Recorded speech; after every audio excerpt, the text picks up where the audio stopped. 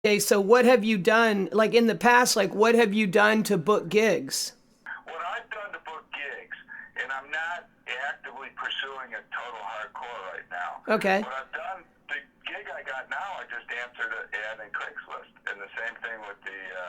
I was working for 4 years at the Signature Banquet Hall, playing on weekends, and Yeah. that just ended. I played for weddings and bar mitzvahs and quinceaneras. I have enough Spanish Mexican music I can play for a quinceanera and pull it off. Because I don't sing, I just play instrumental. Right. But I'd say the main thing I'm just doing is Craigslist, and quote word of mouth. And how do you do your word of mouth? Basically, very low key. Just tell people. I always, whenever I have a gig, I always advertise it on Facebook and LinkedIn. Okay. I make a little flyer, and Do you have videos of your piano playing on YouTube? yeah, I have a lot, and I try and do those pretty regularly. Okay.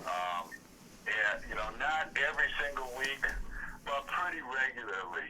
And then in the way I do the video, and you might find this interesting because I've gone this last round. I wanted to make one at the Signature Banquet Hall a few years ago, and they had a real problem with my traditional. I just use my cell phone, and I have a special cell phone mount that I just bought at the 99-cent store. Okay. And I, you set the cell phone close enough to the piano on a table or something like that, and you get pretty darn good sound. Yeah, it's funny. Yeah. No, I've done videos that way for sure. How did you get? Yeah. How did you get that gig? I think I got that on Craigslist, and I just went really early when he opened it, and I was super now. And that's how I got it. And he was just happy with what I did.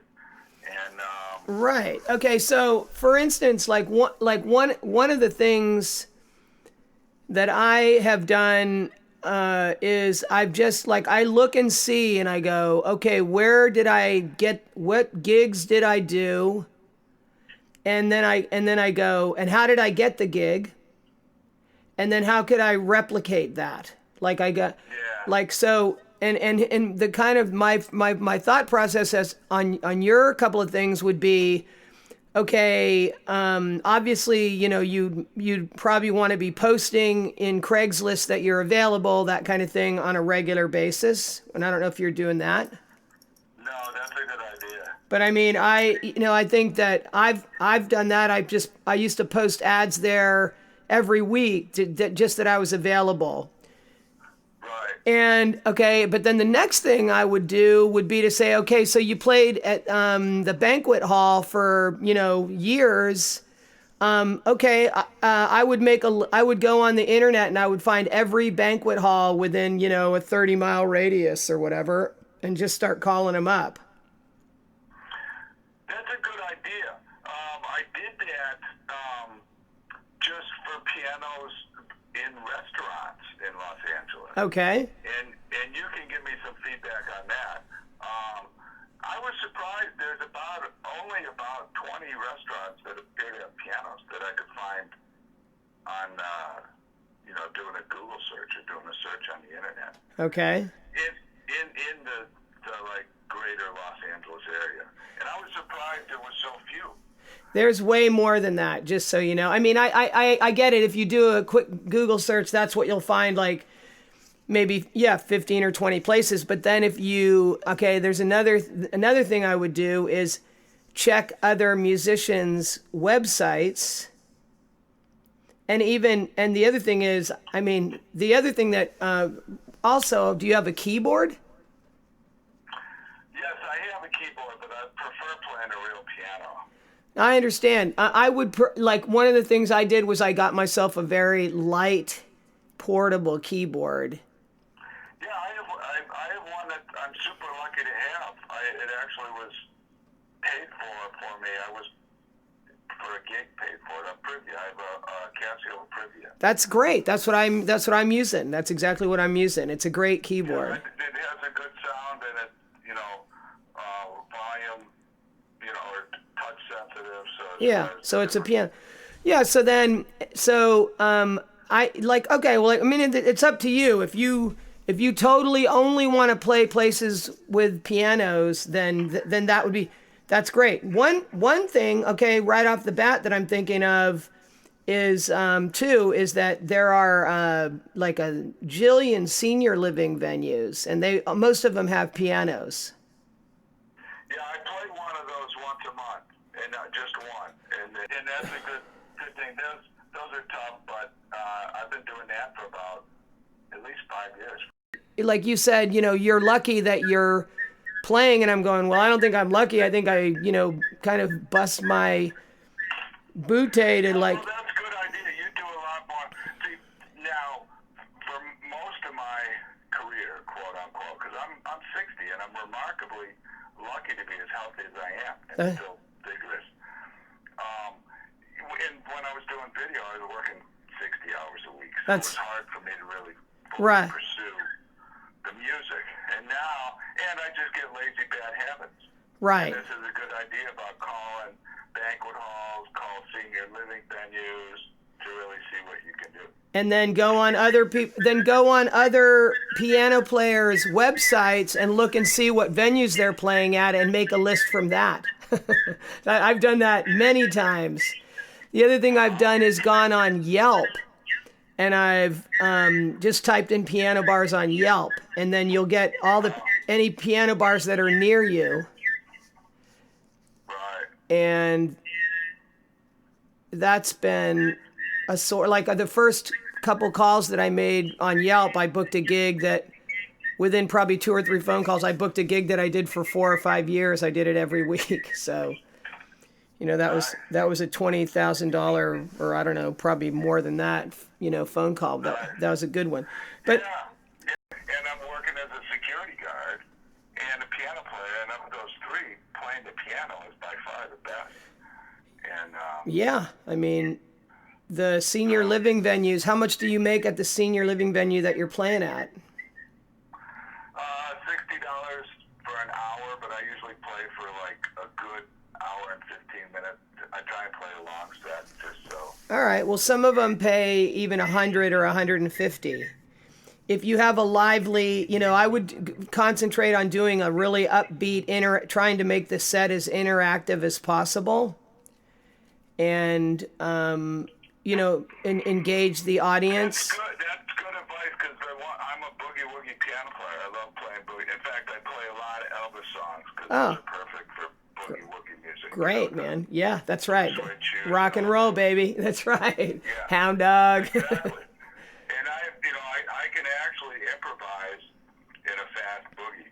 I can play Green Onions better than Booker T. Bam. As far as improvising, do it all at once. That's awesome. And I can play Take 5, and I can improvise at 5/4. Great. But it's just kind of a trick, because you just have one scale that works over both chords. Right. Anyway, see, now I've been charging them $60, and I did see that some people charged 100 to 150 when I would look on that thing. Right. But I was kind of afraid to lose the gig, but I was happy to get what I was getting. And so now I'm going to have to be a little courageous and ask for $100 there. Yeah, well, I mean, or you could ask them. I mean, even like you might even do it like, you might say, I don't know if you guys would be open to bumping up my pay since I've been playing here for a year or whatever, and that would be great with me. I could really use it. I don't know, if you'd consider going. I actually did that with the LAX Renaissance. I had to do that game twice, because they hired me first just to play for meals, and then I said I needed to get paid, and then I bumped my pay up. I was really lucky. Good to do that. It worked for me. There you go. Yeah. See, and that's a tough thing to do too. You have to really have, you need the chutzpah, the confidence to just do it. You have to do it, and it does take. You gotta I think if you do it in a very friendly, nice way, a way that you wouldn't mind if somebody approached you and even just suggested it, and that I think that I think that that's the best approach. Like, try to ask in a way that you would be totally cool with somebody asking, you that way. And the thing I would do is go, like, you're already doing the senior living and you're already doing the restaurant, and I would call every banquet hall. I would call even the other thing I would do is get, like, when you get their contact information, always find out who books the gig.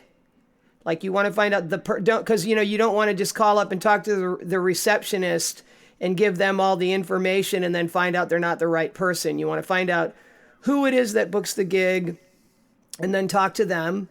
And then try to get an email, and that way you can even shoot out regular, you could build up a database of, 100 different venues you could play out, and once a month or once every couple of weeks or whatever, just shoot them an email and say, it was great talking to you. I'm available. Here's some videos. Let me know if I can help you with anything, just to stay on their radar.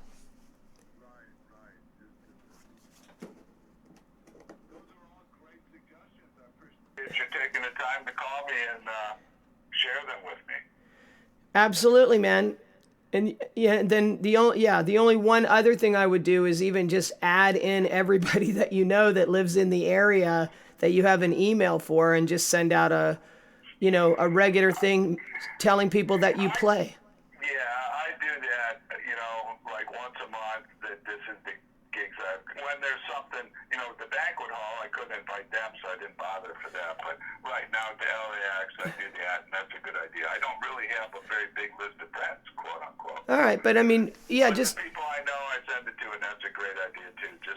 That's why I put in Facebook and LinkedIn also, just to keep it on the radar. There you go. That's the key. Like, build up your email list, build up your, build up, even texting people, and not even, I wouldn't even do it. I wouldn't even necessarily worry about whether they could come to the gig or not. I would just tell as many people as you can that you play the piano and that you're having fun and you enjoy it, and, the crowd, you had a nice crowd, or, and, right. And that's exactly it. Just let them know what's going on. Yeah, exactly. Anyway, man, so that would be, like, there's a couple of little things that I think if you just did those things, you definitely would start booking more gigs. And I mean, I think, honestly, you could, if you were playing every day, and, if you were playing one gig every day and making even just $100 a day, you'd be making at least, $700 a week, which